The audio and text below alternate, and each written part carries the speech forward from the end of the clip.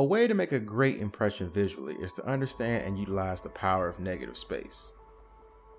Creativity in composition. Negative space is the space between and around objects. Take Rubens' face, for instance, an optical illusion that showcases the power of negative space.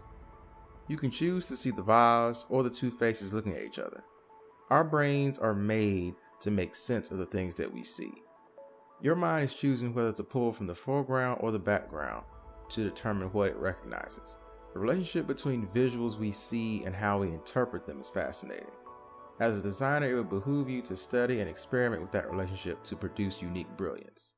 As a designer, you want to get your point across with the least amount of strokes, lines, and shapes as possible. Some of my favorite logos are the ones that are the most efficient in their composition. As a designer, you need to determine what are the most identifying characteristics that absolutely need to be there. Also, look at the objects and see where contrast exists.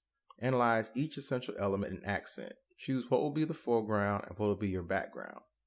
With the microphone, the accents are where I decided to use negative space. With the pencil, the tip, the shaft, and the eraser are the elements that I've decided to mark.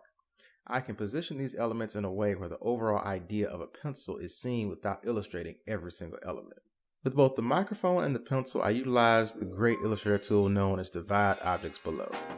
Instead of always using the pen to draw each individual shape in proper position, I created an overall shape and then draw where I want to cut. In Illustrator, you can draw a shape and then draw a second shape overlapping it. Select the overlapping shape and then go to Object, Path, Divide Objects Below. This creates the slices of the object below corresponding with the area where the overlap occurred. Simply select the slice you want to remove and delete it. Divide Objects Below is one of my favorite tools in Illustrator.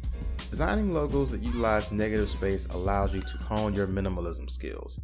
It also allows you to create a brand mark that can be one color and easily transferred onto many different products and surfaces.